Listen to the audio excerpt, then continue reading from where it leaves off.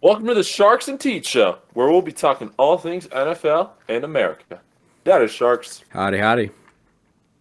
and I am Teej. Sharks NFL draft just a month away, being talked about as one of the most talent-heavy drafts of our time. Four, maybe five quarterbacks going in the first round. You love Caleb Williams. What do you think about Williams? Let's hear your opinions, and who do you got going in the middle or late first round? Okay, Steal. so I like Williams. I really like him. And I think everyone only cares about what's going on off the field. His pink phone and his pink nails and stuff. But at the end of the day, I don't think that's going to really affect his time in Chicago. I think he's going to do really good. He's going to have Keenan Allen and DJ Moore as targets. Like, I don't see how he's not going to do good. But yeah, I really like him. I think he's going to do great. In terms of the next guy, it's really close, I think, just between JJ Penix and Jaden Daniels. It's really hard. Drake May not in that Drake, second quarterback I don't think conversation Drake for you. May's up there. I think he could be I think he could be good. But Penix is But he doesn't have really that top good. end talent. No, I don't think so. And I think Penix is really good. I think JJ McCarthy was really good. JJ McCarthy did really good against Bama. We've both really started to like JJ McCarthy breaking down the film. He's been more impressive than I thought he was Yeah. before diving into the film. And he had some great throws in that game too, and he was scrambling away from Dallas Turner. I mean, he was putting it in the breadbasket, and it couldn't have looked better. He looked like an athlete out there. But I mean, he did play for Michigan. Harbaugh doesn't believe in the forward pass a lot. That being said, I think he had like 330 pass attempts, somewhere around that. And Caleb Williams had, I think, 380. But Caleb Williams was almost the leader in passing yards, and JJ McCarthy Yeah. wasn't even close. So that is Yep. something to think about. Yeah, smaller sample size for McCarthy playing at Michigan. Definitely a run offense. I think one of your steals out of this year's draft is one of those blockers for that Michigan run game. One of those tight ends. What's his name? AJ Barner, A.J. Barner, tight yeah, end out of Michigan. kick Put and him down block. as a Shark steal because Sharky loves the way that cracker blocks. Sharks? Yeah. I mean, he did great. In all the schemes he was in. I mean, he just was like really reliable. I mean, he was blocking Braylon Trice like it was nothing, and we know Braylon Trice is no guy to Something. fuck with. He's tough. There are some things with Braylon Trice about his wingspan and how he isn't as effective against longer wingspanned blockers. But I mean, AJ Barner 6'6", 251. He's pretty big. He's Decent, very yeah. big. So he could do a lot for an offense just in utility. One more thing on that Michigan run game, we'll get back to the quarterbacks, but that left tackle you also liked out of Michigan. Ladarius Remind me of Henderson. his name? Ladarius Henderson. What do you like about him? He is massive, and he's just got great hands, good feet. Another person that did really good against Braylon Trice, actually. He's just really consistent, and I just thought he was so powerful. He was dominant. I don't have statistics on his win rates, but I just watching film, he just looked great. He just looked athletic, and I couldn't have more to say about him, to be honest. Yeah, a lot of good tackles in this So draft. many. I'm going to call it. Obviously, Joe Alt is huge. We've looked at some Joe Alt. He's massive. Oh, what a big old cracker barrel that is, let me tell you. But my steal for the offensive lineman, it's going to be J.C. Latham out of Alabama. I think he's going to be the 8 or 9 time All-Pro, All what bro. you want to call him. He seems like an All-Bro as well. He seems like the type of guy that's going to protect his quarterback for a very, very long time. But, like we said, very talent-heavy draft. And we will rewind back to the top of it with Mr. Caleb Williams. Sharkman himself said to me a couple days ago, so acrobatic and comfortable, he makes Pat Mahomes look uncomfortable. Sharks. You love that quote. And I love that quote too, because he looks so comfortable. I mean, like he'll roll out and he does whatever he wants. And I mean, he's such an off script player, you know what I mean? Like a lot of teams now are looking for quarterbacks that aren't system quarterbacks, you know. They can make plays on their own, they can think on their own. They're on their toes, you know, and he's exactly that. I mean, he's the epitome of that. And I don't know. I have never watched a quarterback just absolutely scramble away from so many dudes and then just throw a absolute dime and do it so many times. I mean, there are people, but Well, the amount of times that it happens, it's just like it's over and over and over and over again. He looks like Pat Mahomes out there. the ceiling for Williams is undeniable. My thing on this is that I feel as if even scouts these days get caught up on the ceiling of players. Obviously, NFL pro scouts aren't going out and just watching highlights, but I think they do get stuck on, oh, this is the ceiling and this is all the stuff he can do. Whereas there might be some off the field stuff. I'm not the one to tell you, but there's even just the tinklings of it, of this off the field problems, it gives you worries. And my one on the field problem with Caleb Williams, which I have said to you, was that in his last 2 years at USC, he was 0-3 against the Utah Utes. Not good. Can't beat the Utes. Can't beat Can't the beat the Utes. Utes. Utes were a good, great football team these last couple of years. But you want the best quarterback prospect of our time to be able to beat the Utah Utes. Wouldn't you agree? Yeah. Yeah. But But USC's defense sucked. So that definitely played a part in it. We will have to find out what Caleb Williams does. yeah, he has a lot to prove. Is he has a lot to prove, a lot of noise. I think it's safe to say the most noise we've heard about a NFL player of our time, I'd say. Oh yeah. I mean, I've never, you're exactly correct about that. I've never seen so much media and So much good, so like, much bad. Yeah. so much good, so much bad. It's all over the place. And Yeah. I've never seen so much talk about, you know, an NFL draft player. Last year, Bryce Young was not talked about like that, you know? No, I mean, no. I can't remember the last Last year they first were round talking pick. about wait for Williams draft. That's what they were saying Yeah, last year. exactly. Yeah.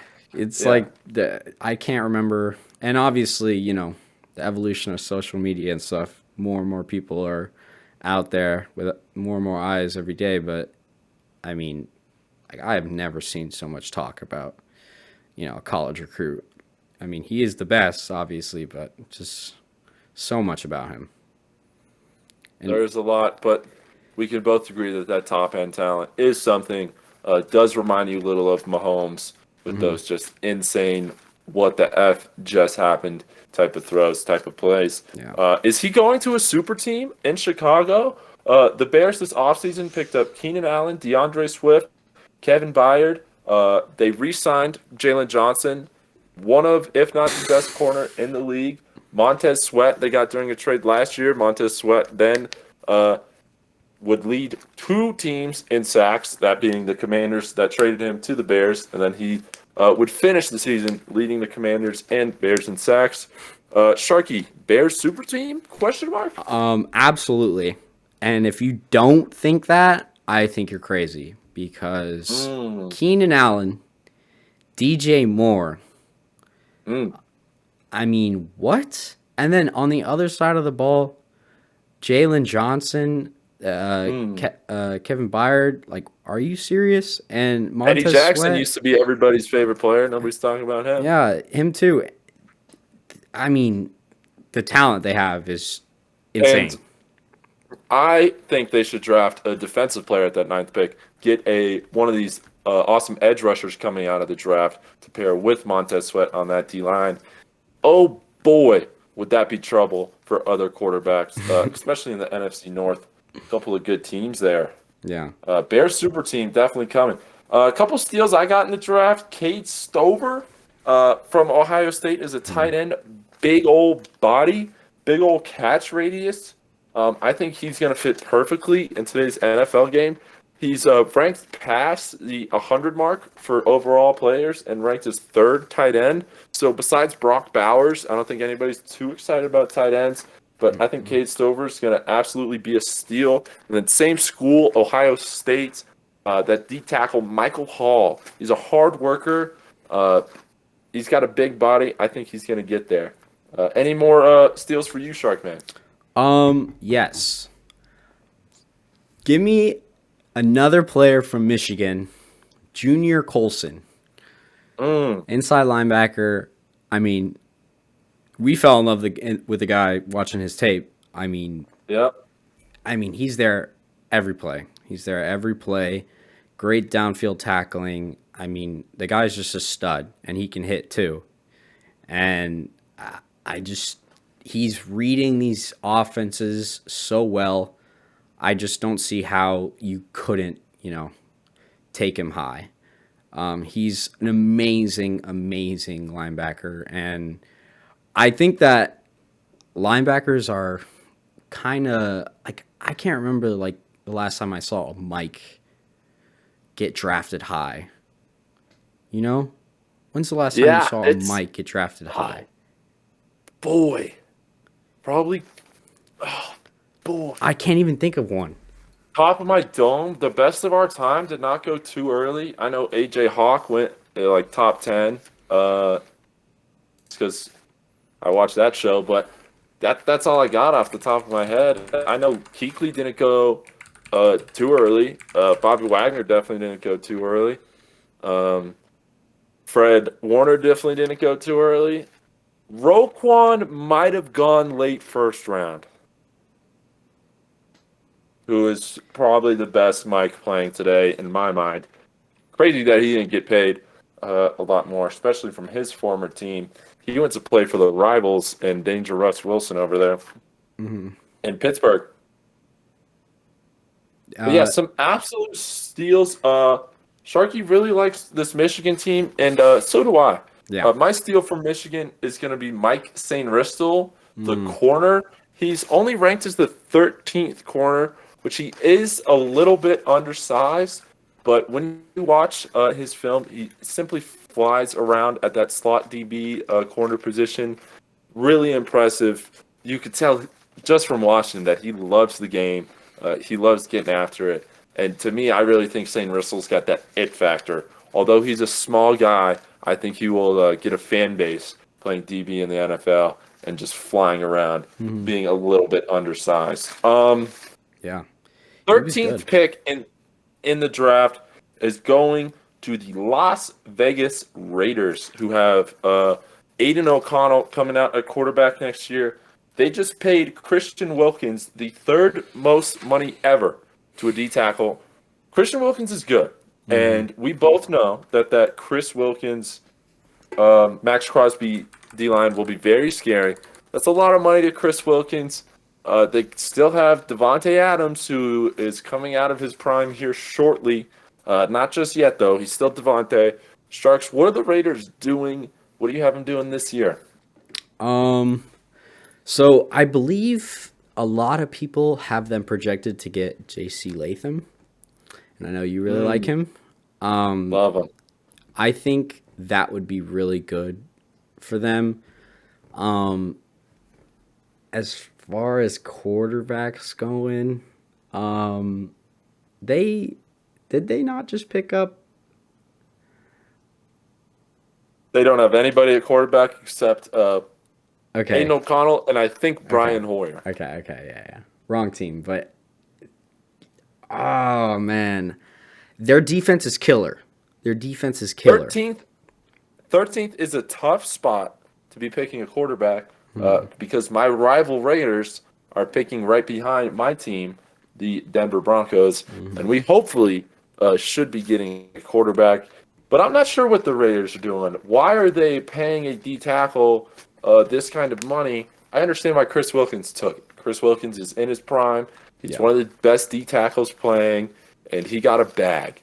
And you always want these players to get their bag, but I would not understand why the Raiders would pay him because how are you going to make any noise in the playoffs with either Aiden O'Connell or a rookie QB? No, they got no, I was right. Sorry. They got Gardner Minshew. Fuck. Shit. Minshew Mania in Vegas, maybe? Hopefully They're gonna not. compete. They're gonna compete. Minshew and O'Connell are going to compete. They're gonna compete, and that's gonna be Well, really. that job's going to Minshew. I mean, We'll they see if lost. Minshew They lost competes Josh with the rookie. Jacobs. Yep. Who did they replace Josh Jacobs with? Nobody. Yeah, I know they like Zamir White, but I don't. Running backs aren't too hard to come by these days. I wouldn't be surprised if they drafted one a little later. But yeah, they did get rid of their best player in Josh Jacobs, and they also have no quarterback. Yeah. So a little confusing what is happening right now. And you in always Las have to think Vegas. about that the game against the Chargers last year. They put up like a 50 burger on them. It was ridiculous. Yeah. I mean, they absolutely destroyed them, but they don't ever consistently play like that. So it was really odd. I mean, I think they'll still be good, especially because of what their defense is now. But, still mid of the field. Still in the middle of the field, not that high up. Yeah, no quarterback, huge problem in today's game, but I think we can both agree that the Raiders have a shot at being the best D-line next year. Mm-hmm. Yeah. But like you did say, there's no way they get a better running back than Josh Jacobs, who recently signed with the Green Bay Packers, who had to let go of Aaron Jones, who went to the rival Minnesota Vikings. So Josh Jacobs and Aaron Jones. Jacobs is probably a slightly better running back. Only had 2 100-yard games all year last year. Aaron Jones had 5 100-yard games in his last 5 games for the Packers, including the playoffs. Jones probably had a slightly better O-line. But what do you think of the Packers getting rid of their man Aaron Jones and picking up Josh Jacobs? I don't really like it, but I've seen some analysts and some NFL people say that, it's, Josh Jacobs is more of a power run guy, and that's more of, Green Bay's scheme.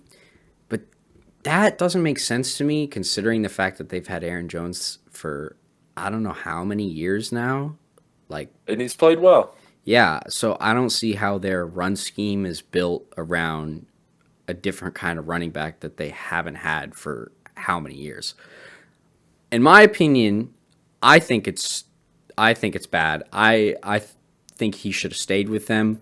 It's kind of like, Mike Evans staying with the Bucks. Just like he's been there for so long, but at the same time, everyone's being traded around like a blunt. All the running backs got new teams. Over 15 running backs got new teams this Starters. year. It was crazy. Yeah, all starters. Joe all Mixon to the good Texans. starters. Aaron Jones to the Vikings. Saquon, Josh Austin Jacobs to Eckler. the Yeah, all these people. Austin Eckler to the Washington. That's a weird one. Yeah, the Commanders I'm are trying not- to rebuild their team right now, man. Yeah, that's something's going on in I Washington. mean, I'm not entirely sure what to think about it. Zal just yet. Adam Peter, he's or is it Peters? I'm not sure. That guy's going crazy. He's cooking right now. I don't know if the meal is good, but he's definitely cooking, you know? Like They signed Bobby Wagner, one of the best mics of our time. oh, I forgot about But he's that. definitely on the old end. Yeah. Okay, but Interesting stuff going on in Washington. I'm not sure what to think about it just yet. But back to the Vikings and Packers and Aaron yeah. Jones. Yeah. I was shocked by it as well. I thought Aaron Jones has been a key piece to that Packers team. I know some Packers fans were a little hurt by it, similar to my Broncos fans being hurt by the Justin Simmons situation. But Aaron Jones has been a key piece to that team. And like I said, 500-yard games in a row in his last 5 games in a Packers uniform. So that'll definitely leave a salty taste in Packers fans' mouth. But I have heard the same as you that this Packers offense is supposed to be built around the zone power run. And Aaron Jones is definitely a shifty, quick running Yeah, back. And not a Josh power Jacobs is that power, that Alabama. yeah. So it will be interesting to see if Josh Jacobs does look that much better than Aaron Jones. That's funny. It'll be a fun time. You've heard the same as me about their, big guy run Yeah. game, but they've had Aaron Jones all this time. Right. It and doesn't make they sense have to had, me. It doesn't make sense to me. They've had A.J. Dillon Yeah. coming in as the second string forever. who's I the was power just about to back. say they're not are they as an organization? They're building their offensive run game around their number 2 guy. It just doesn't make sense to me. Even if it's true, even if it is true, what are they doing? And if it was true, then shouldn't A.J. Dillon look better? Because you hear he has good talent and all this stuff, but he's not getting in the game. You know what I'm saying? I feel like every year we hear something awesome about A.J. Dillon, and then he doesn't get the ball more than 5 times. I don't. Interesting stuff going on in Green Bay. Yeah. But like I said, they gave up their franchise, what we know as definitely the Packers guy for our last couple of years in the NFL. They moved him to their rival Minnesota Vikings, or he decided to move there, I should say. Now the Vikings have no quarterback, but they do have on the outside Jordan Addison, Aaron Jones on the inside, and on the other side, some guy named Justin Jefferson. So, can that offense? I don't know. That guy might be something? good. I don't know. I've never heard of him. Can that offense Justin be Jefferson? something? We like Aaron Jones. We like Jordan Addison. Obviously, Jefferson is probably the best receiver playing right now. Are they a quarterback away from being an awesome offense? I mean, they are. Do you think they're going to trade up? Do you think so? I definitely think they should, based on the offense they have right now. Me too. Yeah. Obviously, Jay Jettis is awesome. We both like Aaron Jones. We both like Jordan Addison. So He needs a dude. they man. should get a quarterback. Yeah, They he should needs get a a. They should get even a half decent quarterback might get him into the playoffs. Yeah. Somebody like Kirk Cousins, if he was playing for them, who just left the Minnesota Vikings, right? What is that? Nah. To the Falcons. To the Falcons. So Kirk Chains to the Falcons. NFC South. How it's gonna look? We got Kirk Cousins throwing the ball to Drake London, and now Darnell Mooney are the big receiver slot receiver duo. We have Kyle Pitts. Yep. Jonnu Smith is gone now, so he's going to get more. Jonnu Smith is He's going to get gone. more reps. Pitts has a quarterback. Is Pitts finally going to shine this year?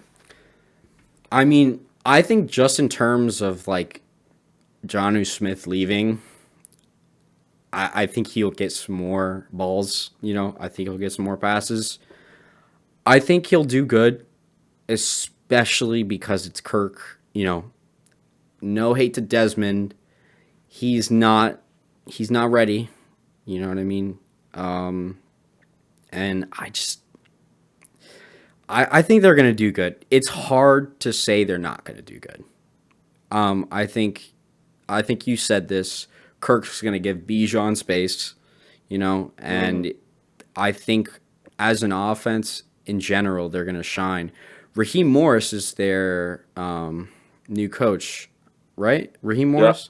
Yeah. Yep. He's awesome, and the players love him. people love him. I mean, I was seeing that they were happier with Raheem Morris than they were with Bill Belichick.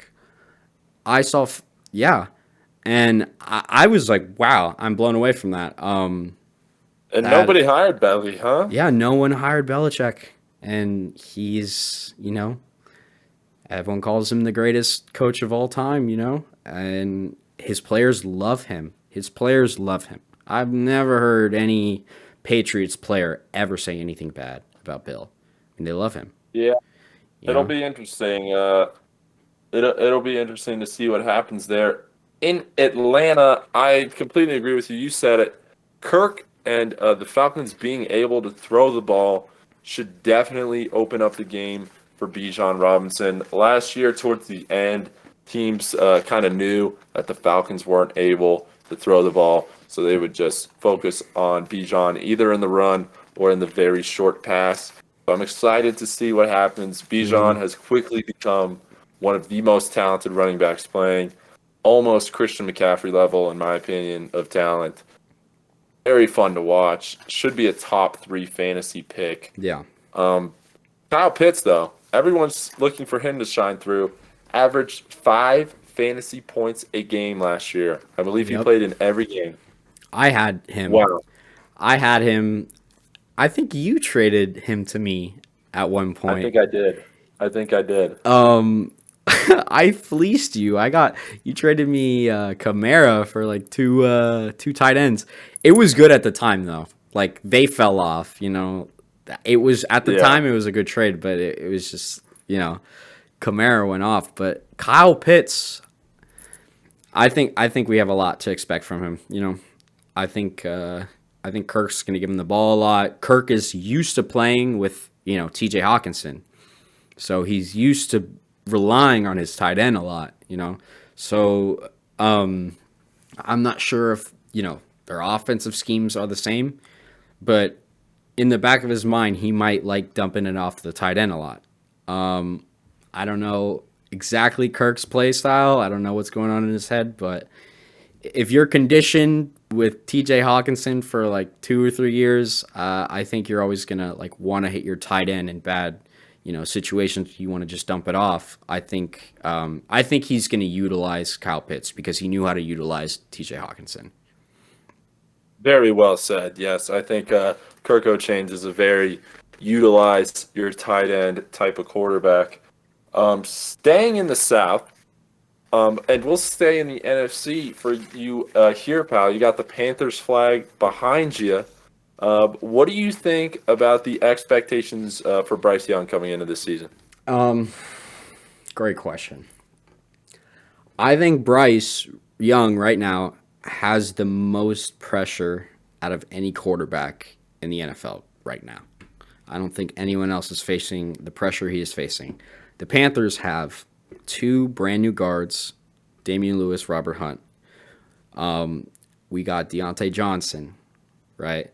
We re-signed a bunch of our really good, consistent offensive players, and we have basically almost the whole Buccaneers offensive staff, and they revived Baker Mayfield's career very well. And I know a lot about Baker because he played at the Panthers, and he sucked. He sucked with us.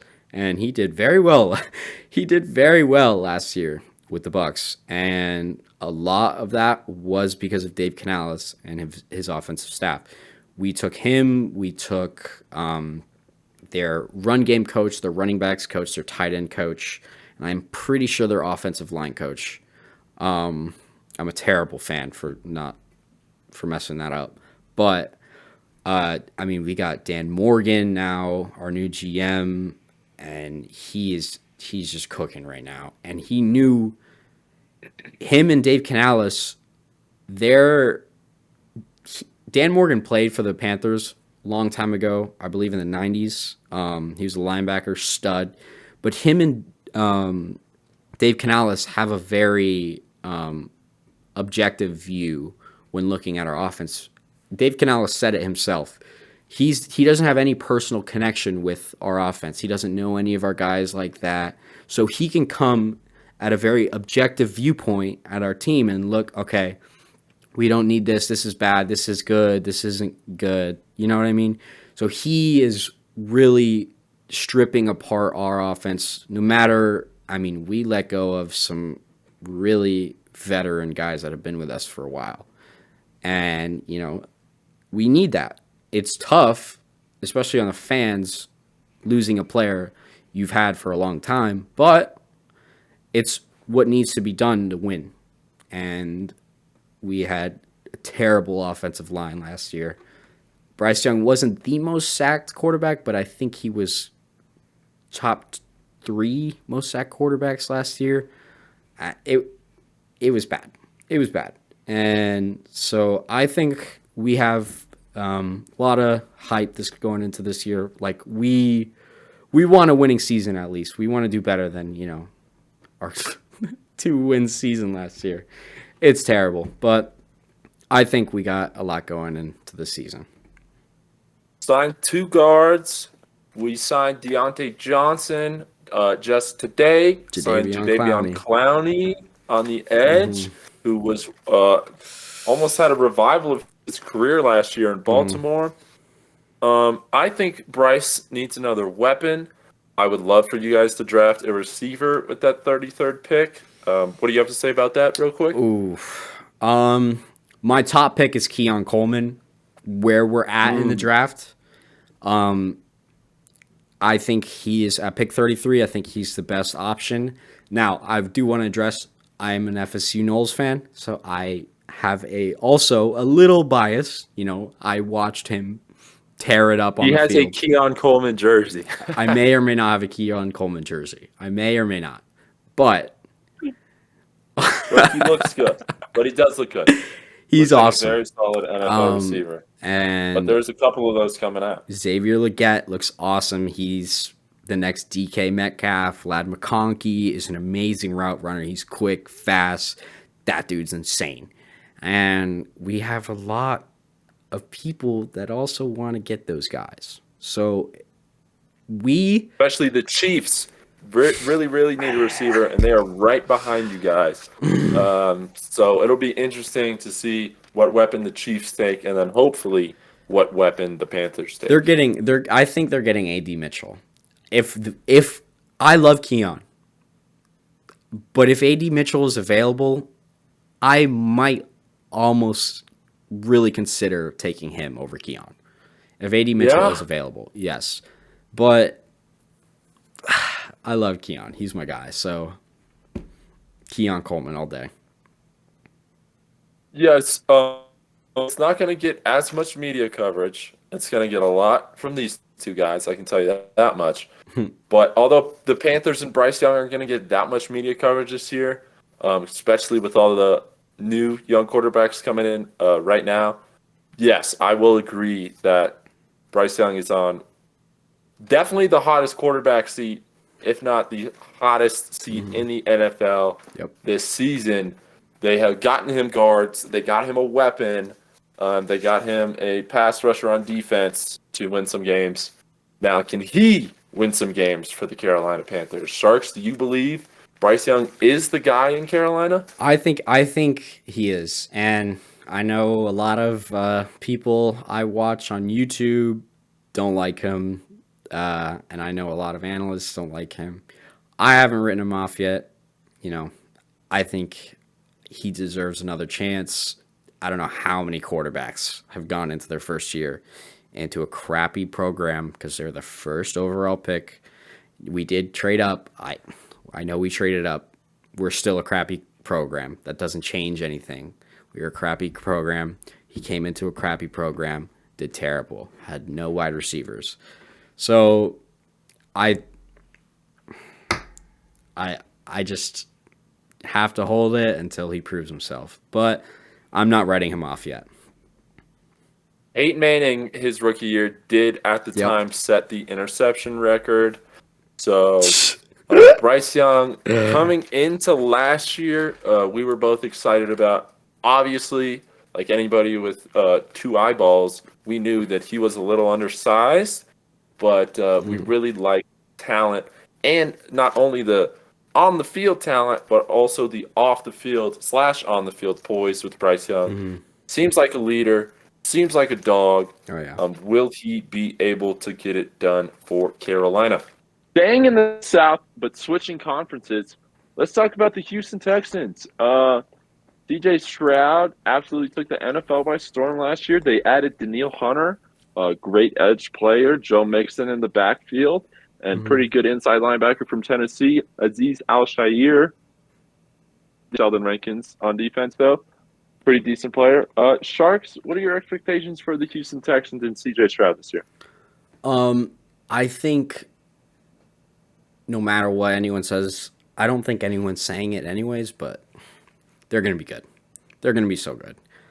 I mean, considering how far they made it last year and how well CJ was throwing to Tank Dell and to Nico Collins and to Dalton Schultz, they're all still on the team. They're all still going to do good. Rookie coach. A rookie coach is crazy. Rookie coach, rookie quarterback, best receiver was a rookie, and they lost Tank Dell towards the end of last year. Yeah, too. And they still Best excel. defensive player was a rookie, Will Anderson. Will Anderson. The best edge players already, and then they added Daniil Hunter on the other side of that. Yeah. So And he was almost, I think at one point he was leading the sacks. I think at one point last year he was the sack leader, and he always was in the top like 5. he's in the top. And if he wasn't like number 1, it was 1 or maybe 2 sacks off. It was, I mean, he was at the top all year last year. He was doing amazing. Scary. They're going to be scary. I think everyone should be worried about the Texans. I think so as well, especially Daniil Hunter and Will Anderson. That is just absolutely disgusting. CJ Stroud just looks so comfortable as a rookie. It's already been said. Wow, what a stud. But staying in that AFC South, do you like anybody to make the wild card? I think we're both going to pick Houston to win. But anybody like the Colts, the Jaguars, the Titans? The Titans. You look Titans? The Titans are going to be really good this year. I don't know how good. Really good, you say? Yeah, I don't know how good. But, I mean, they're going to be much better this year. I think the Colts, Anthony Richards coming back. I think the Colts might trump them. The Jags, I don't think they're going to be able to compete with the rest of the AFC South. Jags just absolutely fell off at the end of last year. Kind of out of nowhere. They did add Eric Armstead. They lost Calvin Ridley to the in-division Titans, but they did pick up Florida native. So, enough to replace Calvin Ridley, Gabe Davis. Will he? Probably not. And the Titans will be good. They added Calvin Ridley, L'Jarius Sneed, Chidobe Awuzie from the Bengals, Kenneth Murray from the Chargers, and, of course, Tony Pollard from the Dallas Cowgirls. Pollard got 1,000 yards last year. Decent back. I think he fits into this wide open space a little better. Sharks, what do you think about Pollard on the Titans? I definitely think he's going to do good. Getting rid of Derrick Henry is, yeah. Odd. It is odd. But I doubt it's going to change the run game that much. I know it could. I know our friend Zane thinks that it will, and that Tony Pollard is going to do better with the offensive line that the Titans have. I'm very curious to see, but I just don't know. It's such a tough division, and I don't know if they're going to be able to trump that D line that the Texans have, and I don't know. The Colts seem too good. Let me ask you this: who's getting sick in that division? Final answer, and then I'll give you mine. I think it's going to go Texans, Colts, Titans, Jaguars. Wow, I do not want to sleep on the Jaguars. I do not want to, but I'm going to have Texans taking that division as well. CJ and the boys absolutely stacked. But I think the Titans, 2-3 weeks ago, you would have asked me, I said the Titans are going to go 0-17. But right now, with all these additions, I think that the Titans can be something. I think they will be as good as Will Levis takes them. You have Calvin Ridley, which means DeAndre Hopkins is going to be getting one-on-ones quite often. And Calvin Ridley and DeAndre Hopkins, if Will Levis can toss that pigskin, Tony Pollard should be getting some space as so. Two good corners, and Chidobe Awuzie and L'Jarius Sneed got signed this year as well. It'll be interesting to see how these new look Titans perform. Yeah, they got Lloyd Cushenberry but you got the Colts coming out. Colts. You got AR-15. Oh man, I think he's gonna do great. That guy's a beast, man. I mean, he is an absolute beast. The problem is that he can kind of rely on his running sometimes. You know, he's a big guy. I don't know how it's gonna go in the NFL, but you know, as a Panther fan, I can never forget about Cam Newton. So there's always a chance he could absolutely shine. Hopefully he doesn't fall off like Cam did. But, you know, he did very well his first couple of games before he got hurt. I think he'll do good. I think he'll do very good this year. And they just extended Michael Pittman, so. Anthony Richardson did surprise me. Coming out of Florida, my family is all diehard UF fans, so I watched a lot of Anthony Richardson coming out of college, and I thought that he was not going to be anything in the NFL, but he came in and proved me wrong very fast. He looked comfortable with his throws, kind of, but very comfortable in his own athleticism. You said it. It's just you get worried about him getting out of control with that athleticism, not running out of bounds, not sliding down. You are the quarterback. You are the only guy who can throw the ball.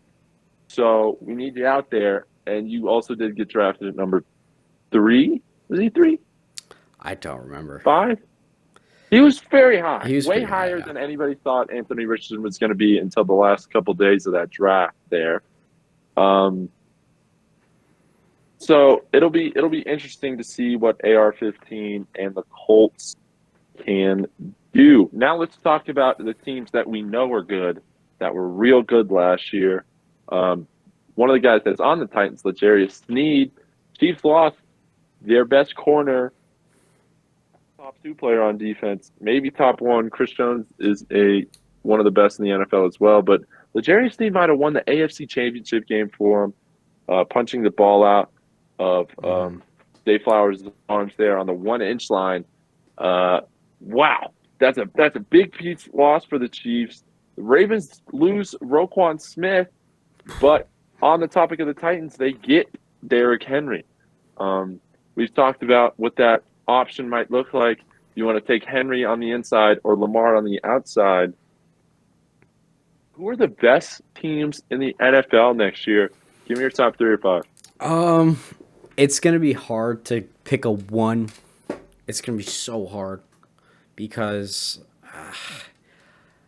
obviously the Chiefs, I mean, their team is very young. It's going to be so hard. The 49ers have to be good again. The Chiefs are going to be good again. The Texans are going to be good again. I want to see the Lions at number 1. I want to see the Lions win a Super Bowl this year. I think that would be amazing. I think none of them are going to sleep. Yeah, I think it's possible. I don't think any of them are going to sleep at night. I don't think Dan Campbell sleeps at night. Loose top 4, Texans, 49ers, Lions. It's what I want to see. I think still realistically, the best team in the league is the Chiefs. Obviously, they just won the Super Bowl, and their team is getting better. I mean, they lost Snead. I feel like they're gonna be They able to. lost Snead, but did get Mahomes a weapon in a Hollywood Brown there, which will be interesting to Oh, watch. it's Um, it's it's gonna be bad, man. Providing some true speed there to Patrick Mahomes and Travis Kelsey's team. Kind of like what Tyreek Hill used to do for the Kansas City Chiefs. Hmm. Yeah, they drafted him. I mean, he was the speed demon, man. I'm still surprised he left. I'm still surprised he left. But Yeah, he had to chase the bag, and I think Kansas City couldn't pay him, and they paid O lineman, which we were talking about earlier today. mhm, Chiefs have some of, if not the best, pass blocking in the NFL. yep, They wanted to protect maybe the best thrower of a football all time, and they did, and it worked out. yeah, So, based off last year, it doesn't look like they needed that receiver. They went and got one in Hollywood Brown, but they did lose L'Jarius Sneed. I'm worried about that. So, man, I'm also worried about the Ravens losing Roquan Smith and Jadeveon Clowney just went to the Panthers. Roquan, one of the best mics, if not the best mic in the league. Jadeveon had a resurgence last year for his career. You can't pay everybody. They couldn't pay those two guys. So I'm worried about how their defense will look. However, Derrick Henry's in that backfield. mhm, Like I just said, do you want to tackle Derrick Henry inside, or do you want Lamar to juke you outside? That'll be very fun to watch. So I definitely got the Ravens in my top three. Got to throw the Niners in there. They're just too good. Brock Purdy's just going to be better. yeah. They have almost the same team. Purdy's really going to get there. And then I'm just going to give you top three. And my third, I know you're going to love this one. I'm going to throw in the Philadelphia Eagles. I truly believe that power run game will be something for the Eagles. They've always had a good run scheme, and now they get Saquon Barkley. But also a rule change that says you're not allowed to grab Saquon and use your weight to bring him down. So good luck grabbing those big old legs and hanging on to him and making it. They're not gonna be able to tackle him. Tackling. They're not going to be. You're not tackling Saquon. You're not tackling Derrick Henry. I tell you that. I think the L'Jarius Sneed drop is going to severely hurt the Kansas City Chiefs. Yeah. But staying in the Eagles division, this would not be a sports podcast if we did not talk about the Dallas Cowboys. So, Cowboys marching out the electric 5-5 Deuce Vaughn at running back. If you have not seen Deuce Vaughn's college mixtape at Kansas State, please go watch it. Guys, fucking awesome. I want him to start so badly. Barry Sanders was just 5'7". The short guy coming out of Michigan. We love those Michigan guys. 5'7" running back. We got some short kings, and I hope Deuce Vaughn gets the start for the Cowboys at running back. Sharky, what do you think about 5'5" Deuce Vaughn potentially starting in the NFL? I think it's gonna be kind of crazy. I hope he doesn't get hurt. He's a quick little guy, but he's very small. He's tough. He's tough. He's tough. He's tough. I thought this was fun. He got drafted. His draft call, I don't know if you heard this, was from his father. His father Really? worked for the Dallas Cowboys college scouting room. So he got the call from his father, hey, do you want to come to work with me on Monday? That's what the call Oh, was. that was Deuce? Yeah. I've seen that. Oh, wow. I didn't know Yeah. that was him. Okay, Pretty that's cool. cool. Pretty cool. And yeah, just absolutely electric player. We'll stay on the Cowboys here. And it's my new one for you. Is this a make or break year for, and this is a two-parter, is this a make or break year for Dak Prescott? Is this a make or break year for Jalen Hurts? Go. Jalen Hurts, no. I Okay. think the noise around Jalen. I don't think the Eagles had. I mean, no. Just short answer, no. Dak, yes. They did not extend him this year. They chose not to extend him. I was just reading about that. They wanted to just ride the contract out. So that raises a lot of eyebrows on, like, okay, do they want him? Do they not want him? They're putting him on the hot seat, it seems like. It seems like, okay, we're not going to extend you. We're not that sure. Maybe we'll extend you. Maybe we won't. We're just going to ride the contract out. I thought he played very good last year. I don't really, I mean, unless they're going to like try to, I don't know, maybe trade up to get Shador Sanders and next year when Dak leaves, I don't know. But I thought Dak was good for them. I think he's on the hot seat for sure, though. Just coming from like a team standpoint, I think they definitely have him on the hot seat. Jalen Hurts, not so much. I don't think so. Dak is 30 years old, the big 3-0. So that is something else to look at. The Cowboys, yes, he did play very well in the regular season last year. He had 4,500 yards. He threw 36 touchdowns, the most among quarterbacks with only 9 interceptions, 74 QBR. He looked pretty good last year. That's not a bad quarterback. I think, especially because they are the America's team, they're the media's team. I think they get talked about so much that you forget that it's very fucking hard to win a Super Bowl in the NFL. Yeah. So, do the Cowboys have this curse on them where they can't win in the playoffs? Maybe. Maybe Tony Romo was just mid, and you guys are stuck on that, and that's why you guys couldn't win in the playoffs. I think Dak's decent in a Super Bowl with this squad. I really do think so. I think he's a pretty good quarterback. They're just stuck on this curse thing, and the Packers got hot and just kicked their ass last year. I don't think it's an actual curse. I just think it's really fucking hard to win playoff games. Yeah. And the ball has to roll your way. The ball has to roll your way, man. But that being said, boys are the media's team. They are America's team. So you can't keep losing in the first round. You just can't, especially when you're the big 3-0. So I think it's definitely a make or break year for Dak, even though he is a good quarterback. Mm-hmm. You know, he's a little bit better than Kirk Cousins type beat in my mind. Jalen Hurts, over to him. Is it a make or break year? He is only 25 years old, so much younger.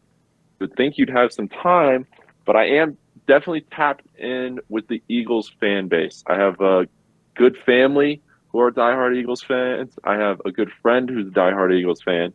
And from both of them, while before 10-1 and started losing, from both his family and friends, I heard concerns about Jalen Hurts and that he can't make the big throws. Yes, you see the stats, you see the touchdowns, you see the brotherly shove, but he's not that kind of quarterback. This is from Eagles fans. And the friend, shout out Mike, was saying, Teej, you know I love Jalen. I want Jalen to be good. I love Mr. Hurts. But those throws aren't coming. And for my family, they'd say, the little cousin, TJ, I like Mr. Hurts, but he turns the ball over too much. So, Philly fans, before they went on the decline after being 10-1 last year, were worried about Jalen Hurts. So, as NFL fans, we like the talent with Hurts, and I always have liked the talent with Hurts. But you are concerned with the turnovers. He had 23 throwing touchdowns last year, 15 interceptions, QB rating of 60. Not ideal. Mm-mm. So is he on the hot seat for the big media? I'm not so sure.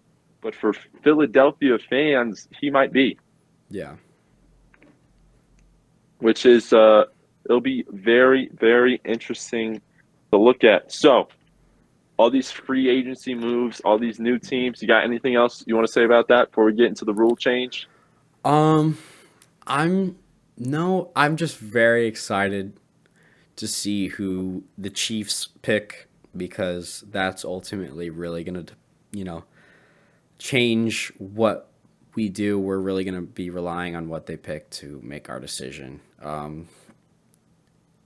I think this year's draft is insane. Maybe it's because I've never done so much research on a draft in my life, but I genuinely feel like we have some really, really standout guys this year. We do. I like your point on the Chiefs need a big body receiver. I love a big body receiver with that slot receiver duo. They definitely got the slot receiver and Marquise Brown. Obviously, Kelsey is Kelsey, but will they get a big body receiver with that good O line to make that offense truly horrifying? Um, the rule change. Do you want to go kickoff or hip drop first? Oh, it's terrible, dude. I don't want either of them. I hate both of them. I hate both of them. They're All right, terrible. let's start hip drop. Let's start hip drop. That's What do you got to say about hip drop? mm, like I'm already seeing the memes of it's 4th and 25 and you just watch Patrick Mahomes have a, failed drive, but he actually gets a first down because someone did a hip drop tackle. Like or something's just stupid. Like just Yeah. we The all know how it felt when they brought the new rules for tackling the quarterback. This is going to be 10 times worse. It's going to be for everyone now. It's not going to be roughing the passers every 2 seconds. It's going to be hip drop tackle 10 times a game. I don't even see how it's going to happen. I don't see how they're going to be able to ref these games. The refs themselves have to be like, that's crazy. They themselves are like, oh my God. I have to call flags on this now. Like people are gonna hate my guts. Like the refs are gonna be going through some terrible times. Shout out to them because their lives are gonna suck now. But it's the worst rule I've ever heard in my life. You could look up Ray Lewis highlights, and all those highlights are him hip drop tackling or just mowing people over. But a ton of them are hip drops. I don't know, man. How do you feel? Yeah, I do not like it either. The problem seems to be that the hip drops in question are all going to be very subjective. So, is this a hip drop? Is that a hip drop? We're going to have to find out this year, maybe for a couple of years. It's going to be a shit show. I don't like it. Um, You a little bit ago, just personally, but as just a high school player who didn't work out too much, but kind of had a big body. Um, I was never working out because I was goofing off with you and the boys. But on those Friday nights when I'd have to go make tackles, playing D end, you play against a good running back in Florida, it happens. You wrap up, I go to the ground. I'm not driving.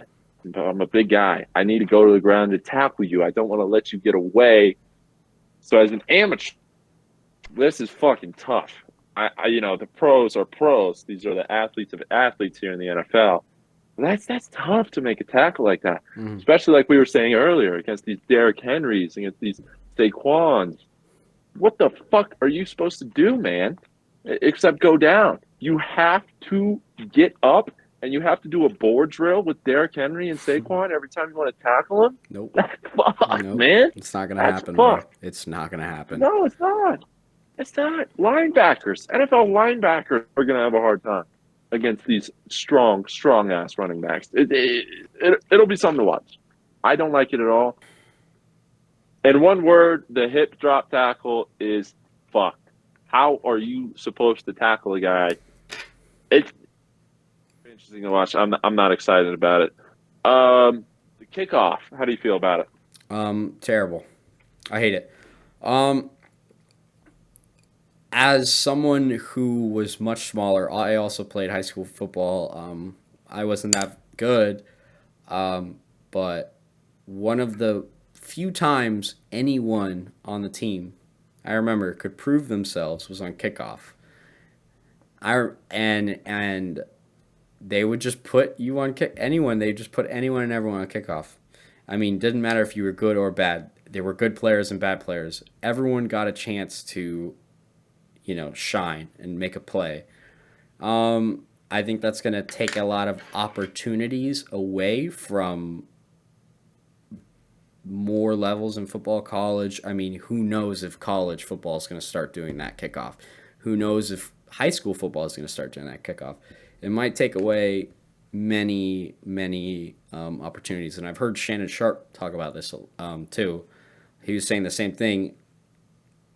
You get so many opportunities with that, and at the same time, it's just boring to watch. Are you kidding me? Like, I don't know. It just looks stupid. And again, bringing up Shannon Sharp, he had a great point. They're doing it to increase the kick return amounts. They're trying to make it happen more often. But now you're just lining all the defensive players up in a blanket right in front of them, and apparently, I think there's only been 2 kick returns in the XFL. So I don't even know where the logic is. I could be totally wrong. I would love to be wrong, but I don't know. I don't like it. I hate it. What are your thoughts? When the XFL did it, I thought, oh boy, that's interesting. That should get some injuries down. That should protect some players. And then when the NFL did it, it's going to blow my brains out. I was like, what are we doing? This is not the NFL. We do not line up across from each other on kickoffs. You start far away. Classic football kickoff. But self-reflecting, I have decided that I do not want to be the old man that hates the change, and that I should feel how I did when the XFL did it. It is interesting. It's a new thought, and it will bring injuries down. There's no doubt about that. Oh, yeah. Not having players at each other at 100 miles an hour will bring concussions down. However, side is exactly what you said. We want guys to have jobs. We want more football players. We want more football players to get paid. We want more football players to be dogs. We want all that sort of thing. So when you take away some tough parts of football, it's going to upset some people.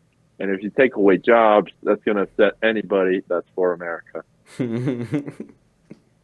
What did you say? All right.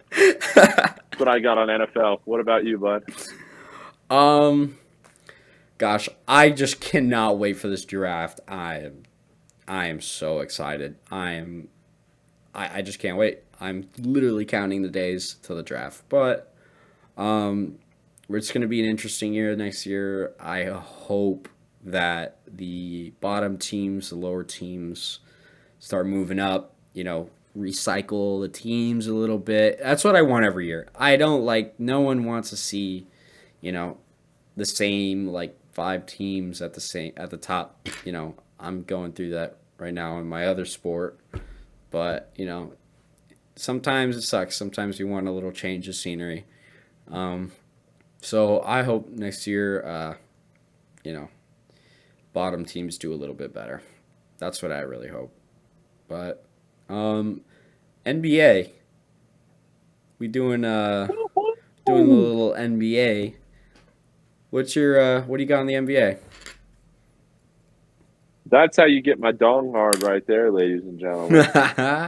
LeBron James, he's had a left ankle soreness on and off this year. He's missed 10 games this year for the Lakers. In those 10 games, though, the Lakers are 6-4. We are a little worried about old man LeBron coming back for these playoffs. He will definitely be back for the playoffs, but will he be healthy?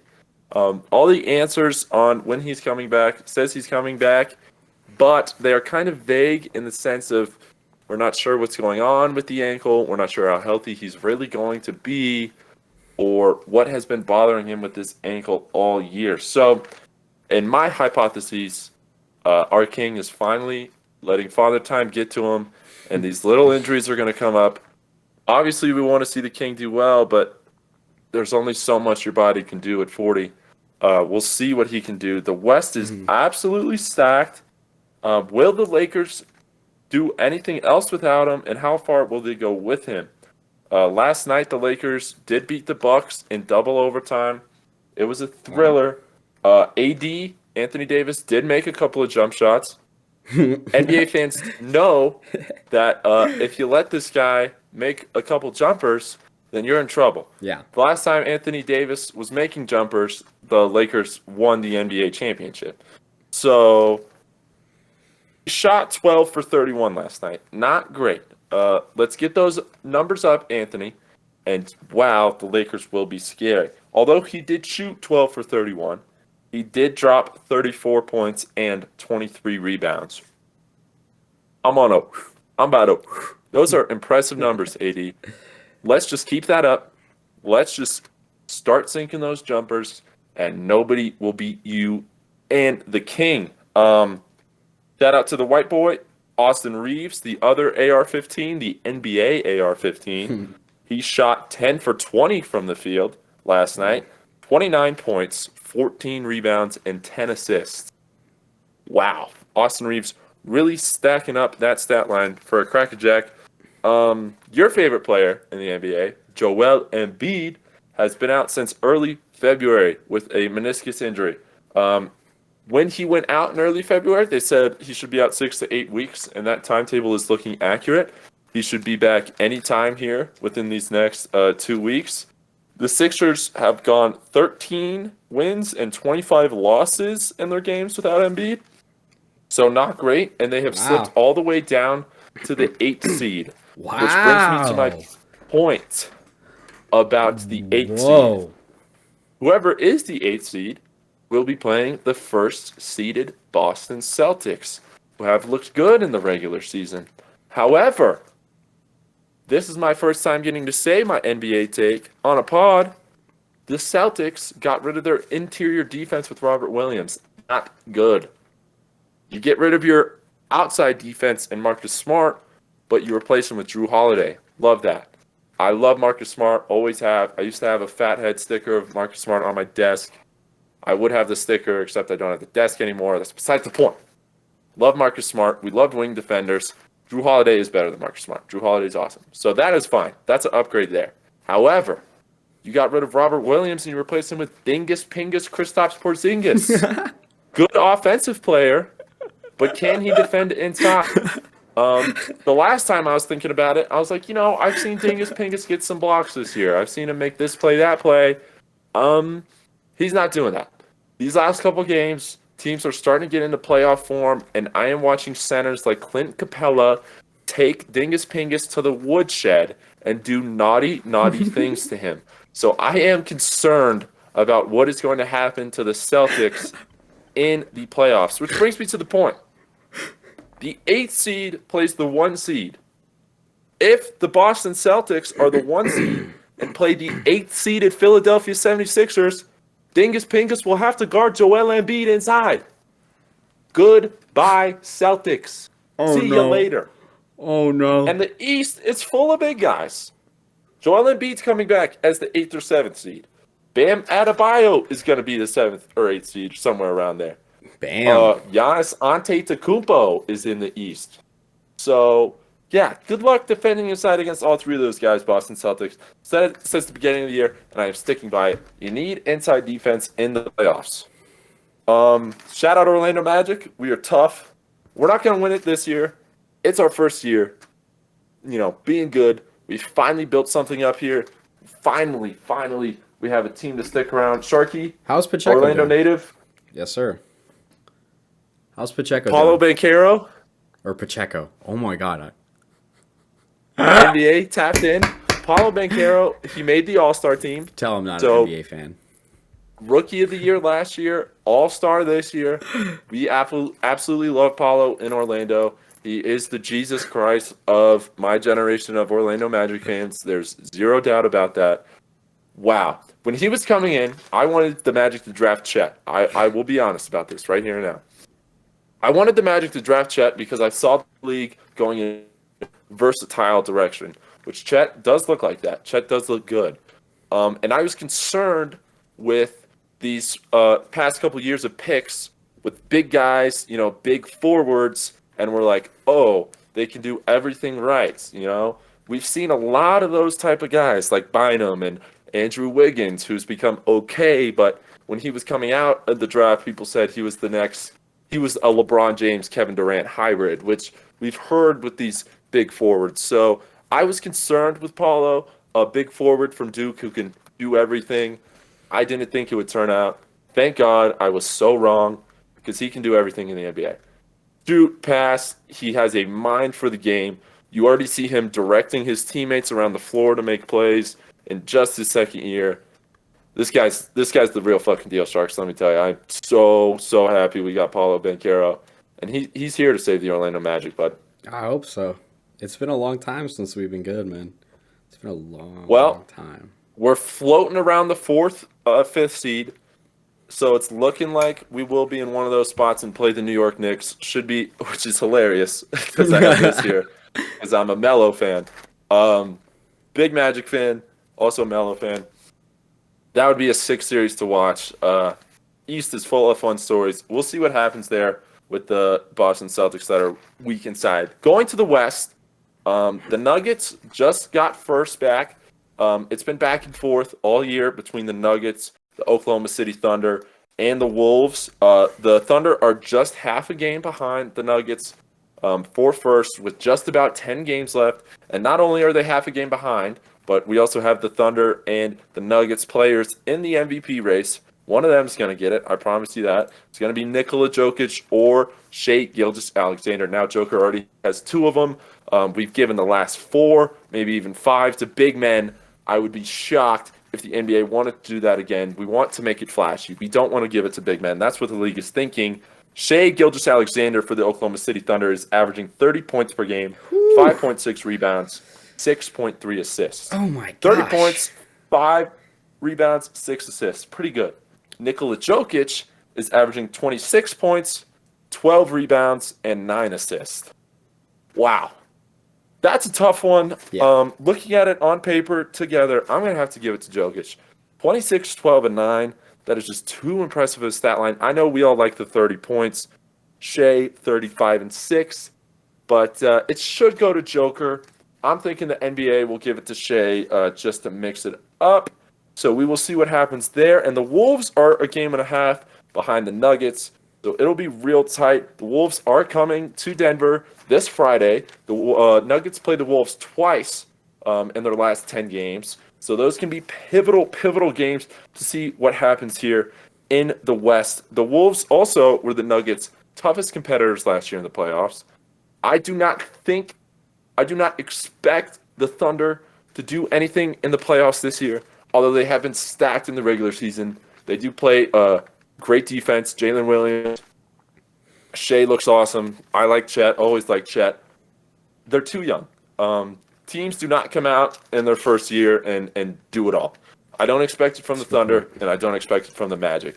That's just not how it bugs down. But the Wolves, Anthony Edwards got his playoff experience last year. Cat has had some here and there. Rudy Gobert has had some here and there with the Jazz, as well as the Wolves. The Wolves were the Nuggets' toughest opponents last year, taking the Nuggets to 6 games. After that, the Nuggets beat the Suns 4-1, Lakers 4-0, then won the championship against the Heat 4-1. So, toughest series for the Nuggets last year was the Wolves. That'll be very interesting to see how they match up in the playoffs this year. Ant-Man is an absolute dog. We know he has that winner in him. Calling him the next Jordan. We'll see if he can get a chip first. Great time to be an NBA fan. Europe is taking over. Joker definitely has that dog in him too. If you made me put my life on it, it's very hard to repeat in any sport, any pro sport. I'd put my money on Joker repeating if you absolutely made me. But staying on the Euros, those top teams will be good. But watch out for Luka and Kyrie. I know you like this pairing to come in and make some noise in the playoffs. Mavs got some decent players and some trades this year, and Daniel Gafford and PJ Washington from Charlotte. Because that's some tough guys. You needed to get Luka and Kyrie some tough guys, kind of tough it out in the paint while they go score and make some plays. A couple, it's short couple weeks ago now. Kyrie made that left floater over Joker. Mavericks are getting hot. I'd be worried if Kyrie and Luka were both sinking shots coming into the playoffs here. Last thing for me on the NBA is sadly Steph Curry and the Warriors might miss the play-in. They are just got a 2-game lead on the 11th seed, and we have 10 games left. So even if they do make it, it's not looking good for Steph and the boys, which he is an icon of our time. Sharks, Steph missing the playoffs, probably. What do you think? I think that would suck. Some of my friends don't like Curry. Love Curry. Well, I love him. I think he's just a baller. I mean, I don't keep up with the NBA a lot, but when I do, I'm like, I should probably watch, Steph. I should probably watch Joel. I should probably watch Joker. Like, there are people who are just so good, it almost attracts you to just watching it just because they're a masterclass at what they do. I think Steph is exactly that. I mean, he's the greatest shooter ever. I mean, he's the greatest shooter in NBA. And then you saw him; he made a hole in one at that at that golf tournament. He's just way too good. I don't have enough knowledge to give too many opinions on the NBA, but I definitely think it'd be awesome if he could make it and maybe win it one more time. Maybe one more. He would be solidified as the greatest point guard of all time. Actually, last thing I'll say about the NBA here, there are rumblings that Steph Curry will go and join LeBron James and Anthony Davis on the Lakers next year. Rumblings. No. They're getting old. They're getting old. So it'd be interesting to see. I don't care. It'd be awesome. Okay, it would be awesome. But it would be groundbreaking.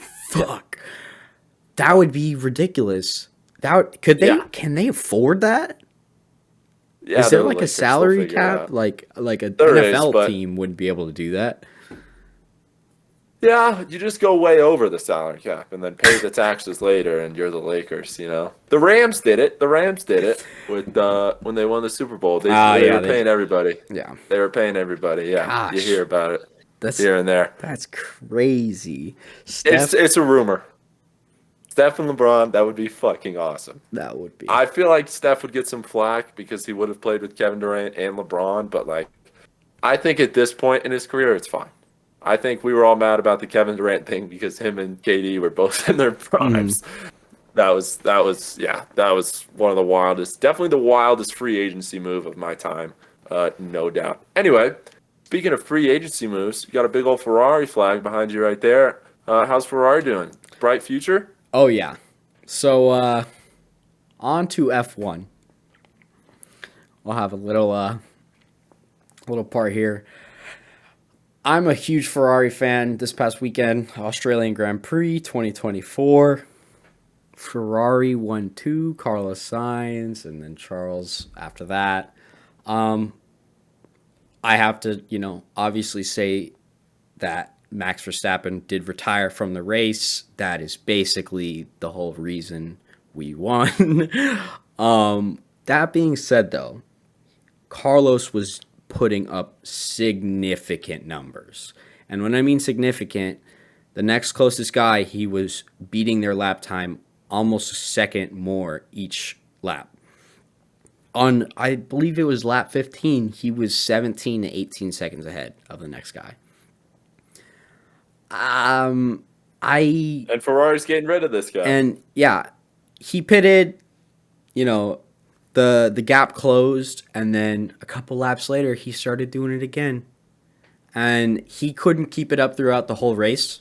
It didn't happen every lap, I will say, but Yes, we are getting rid of him, and he wants to make us regret it so bad. And there's a lot of hype going around him Louis. going to Red Bull, and that would be Mm. crazy because it's cool because him and Max Verstappen both came into the F1 world as Toro Rosso drivers went back when that was still the name of Toro Rosso. Now it's Visa, Red Bull, Cash App, Racing Bulls. I don't even know. I don't even Right. care to like learn the name because it's just so stupid. It's stupid, but I hate it. But you know, they did join F1 together, so it'd be awesome to see them reunited together again at the next high level Red Bull team. Not Toro Rosso, but Red Bull, Oracle Red Bull Racing, you know. So that would be awesome, but we next year are getting Lewis Hamilton, so I don't care. I don't care what anyone has to say. Lewis is going to tear it up, and you see it on track. Ferrari is doing marginally better than they were, in the past couple of years. We are one of the few teams that can even overtake Max Verstappen. You just rewind the last year or two. Who's overtaking him? No one but Charles and Carlos. Seriously, like it's insane. And there's, I think we're gonna do Is it really good. is it fair to say that Ferrari's engineers are the only ones catching up to the Red Bull engineers? Um, right now, yes. Mercedes, they're going back in the Mercedes field. is letting them down. Mercedes is not doing good. Their car this year is not doing good. I love Fuad. Shout out to Fuad, but they're not. They're not doing good. They're not doing good at all. Last race, Lewis retired. George Russell crashed on the last lap. And an interesting thing I'll bring up when George crashed, this has nothing to do with how anyone is doing objectively. It's kind of off topic, but when George crashed, he was sitting in the middle of the track, and you could just hear him screaming, "Red flag, red flag, red flag," because he's absolutely terrified that another car is going to come around the corner and whack him while he's rolled over in the middle of the track. And you can hear the audio messages, like the audio. He's just red flag, red flag, red flag, red flag. He's just saying it over and over again, and they didn't give him a red flag. So I think my point is I think right now the FIA has got a lot going on, and I think they really need to look into how their safety is because that was What's bad. Wait, say that again. what's the FIA?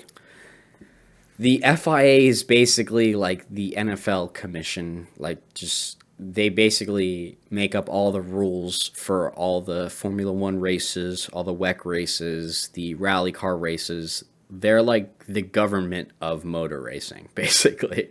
And they make all the rules and regulations and whatnot. And the FIA, they are the ones at the race saying red flag, yellow flag, safety car.